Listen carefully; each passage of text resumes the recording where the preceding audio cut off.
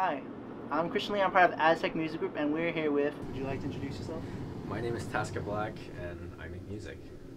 Wow, the AC turned off right on time. That's cool. Okay. Anyways, and so how does it feel to be in California? I know this is the second stop of the tour for you. You were just up in Sacramento. How was that? Sacramento. It was a good first show. Yeah, it was a. I missed the U.S. Like we did a month of touring in Europe, and it's very different. I miss the U.S. Like people go crazy here, and Sacramento was definitely a good first show of the tour. Okay, real quick too, because that leads to another question. It's like, what do you feel like the difference is between like maybe like European crowds to American crowds? Do you feel like there's a difference? Yeah, definitely.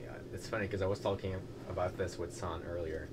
I think European crowds listen more. Like they want to go to a concert and listen to the music, and they like more stare at you and watch the show. And people in the U.S. want to feel more. They want to like feel the music and go crazy, you know.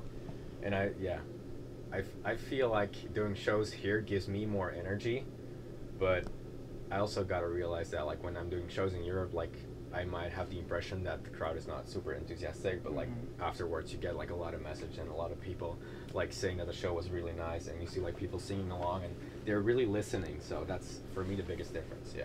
Okay, I see. And do you know of Getter? Yeah, yeah. And so I know you're not afraid to talk about your mental health issues with your panic attacks, your anxiety, and just recently you heard the news about him, right? I did, yeah. And so how do you feel about that?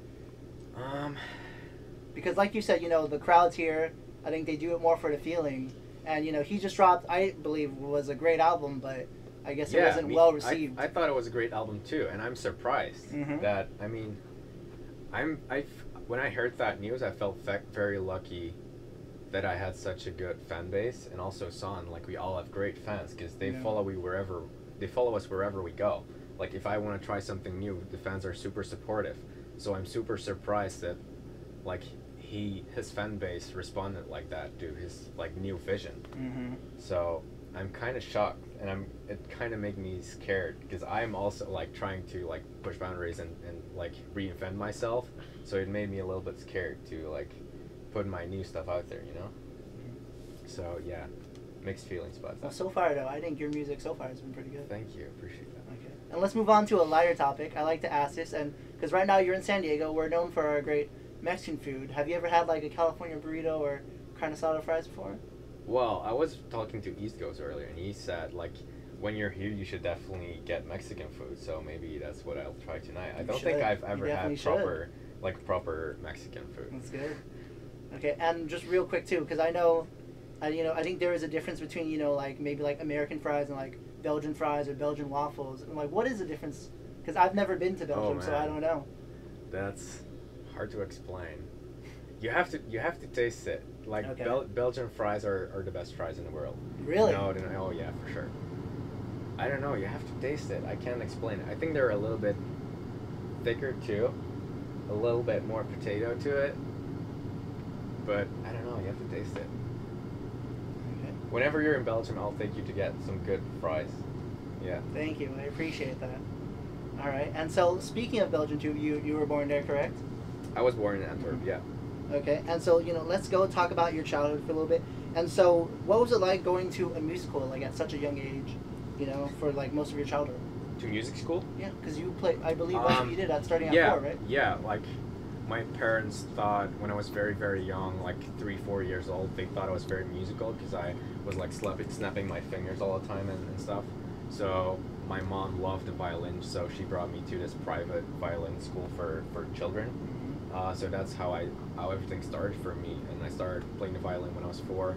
Then later on picked up the piano, and then later on started messing with the guitar. But like during my childhood, I hated it. I hated playing the violin because it was not the coolest instrument for like a 10-year-old kid. So, but I'm so happy that I did that, because it shaped me for the rest of my life. And now I'm glad that I played the violin because I'm actually picking it up again and playing it on my like most recent songs. Awesome. So yeah, I hated it as a kid, but I'm so glad that I did it. You feel like it helped you a lot just composing music as well, with like time signatures and key changes and everything? Like, yeah, I think the most important thing for me was learning to play the piano. I started playing the piano when I was 7, so I actually graduated classical piano. So that really helped me. Like I could not imagine making music without being able to like play piano and being comfortable with chords, you know, easily jump from chord to chord. For me, that was the biggest advantage, and like playing the violin so early like enabled me to pick up the guitar more easily because it's a string instrument too. And I think the theory side was useful, but it's something I use less often. Like I think that the playing the musical instruments is more useful to me. I would agree with that one. Yeah. Okay, and so, you know, you played violin, you played piano, but let's talk about something else for your childhood. So, like, what type of music did you listen to growing up? Was it classical music? Was it, like, some music similar to what you make today, or what? You know, when you're young, you try to do the opposite from what your parents tell you. And my parents loved, at least my mom loved classical music. She loved the violin, so I did the complete opposite. I started listening to rock music and I started playing the guitar. So, any bands that you were very into? I'm the Red Hot Chili Peppers. They were like I was a huge fan of Red Hot Chili Peppers. I had like the greatest hit CD, and I had the guitar book with the lyrics and the chords and everything. So I learned those songs, and that's how I started playing the guitar. So when I was I think when I was about 10 years old and earlier, I listened to like bands Nirvana, even like Rage Against the Machine, Limp Bizkit. All kind of weird stuff and like band music. And later on I got into electronic music, mostly house music. I think Deadmau5 was one of the first electronic music artists I got into, and you know, then it just started evolving as I got older. Okay, and we'll get a little bit more into that real quick, but right now I want to get back to, so you said, you know, some of your favorite bands, and I actually have a gift for you too. Oh, okay. And so right now we're in California, so I got you Californication. Are you from serious? Red Hot Chili Peppers. Oh my god, it is so nice. Whoa, this is crazy. Thank you so much. You're welcome. And so, did you think Red Hot Chili Peppers influence you like in any way type for your music? Or are you just a big fan? I'm a big fan. I think they influence me more now than they used to do when I started out. But I keep going back to their songs, and like they're so legendary, and I keep like listening back to them and trying to figure out what makes them so good, you know? And I try to implement that in my music, and yeah, so they still inspire me like every single day.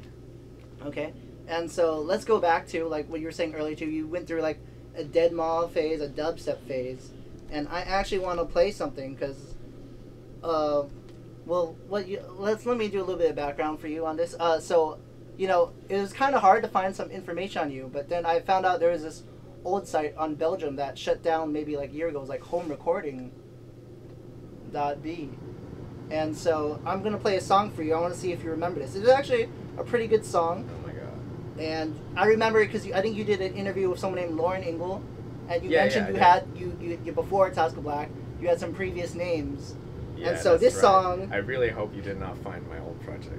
If you want, I can say the name, but if not, here's a clip from one of the songs from before. Oh yeah, that's me. Do you remember what song this is? I don't remember the title, but I remember the song for sure, yeah. Okay. This is really awkward to hear. Like, this is like me maybe 10 years ago. Yeah, around that time. But, you know, I actually found out on SoundCloud too, and it actually had like, I think like 50K listens, which is pretty good. Really? Yeah. I didn't even know that. I don't even think I still have that account. I don't remember the password and everything. Well, it's still around. I should get rid of it. It should not be on the internet. Anyway, so how do you feel like you've grown as a musician, like, you know, from that time to now? I mean, I dove a lot more into songwriting, like the core of songwriting, like arrangement, vocals. I think the song is the most important thing. Like back then I just wanted to make tracks, and I was doing a lot of sound design, and you know, I was, you know, doing the stuff that producers starting out do, like sound design, like getting your drums perfect, and that's what I was doing all the time. And now that's not my biggest focus anymore. My biggest focus now is songwriting, the arrangement, the lyrics, the melodies, like chords, chord progressions, like all that stuff. So I think that's one very big point that I've you know, that made me grow. So I guess that's the biggest thing. Yeah. All right, that's good. And I'm glad to hear about your progression. And speaking of progression, you know, what's next for you? What's going on for you? For the rest of the year, outside of going on tour of San Holo? I'm working on a lot of music. So I was in LA last week, and I did some studio sessions with a lot of people. I'm writing with a lot of different like singers and writers, and just doing a lot of stuff. And for me, I think I'm at a phase where I'm trying to figure out. I kind of know where I want to go, but also I'm still like figuring it out, and I'm just making a lot of music, and then I'm gonna select the best songs from that. And I feel like last year I've released so much music, like song after song, and I pretty much released everything I made, but I kind of got bored of that, and now I just want to have a couple songs that I really believe in, and I want to get them to like the highest level I can possibly get them. So I think that's where I'm at right now. So a lot of music to come, but I need to get it right first. That's what's gonna come this year. I think that's a great mindset, Yeah. because I listened to Mind's EP. It's going to be pretty hard to top that one. Yeah, I mean, my CP was kind of a transitional thing for me. Like, when you go back to my older songs, like pretty much out of EDM, and I'm trying to like evolve into something new. And I think the Mind CP was a step in the right direction for me. So yeah, it's gonna be a bit different. It's gonna be Awesome. Okay, and my last question for you. This month is April, and in California we have this festival. I'm sure you know it. Coachella. Yeah. Will we see you there at DoLab or anything? No, unfortunately not. I can tell you that. No. Will you be at Coachella? When is it? It's next weekend and then the weekend after too. I'm gonna be on tour with San, so I'm gonna be in this tour bus for the rest of the month. So I'm afraid not.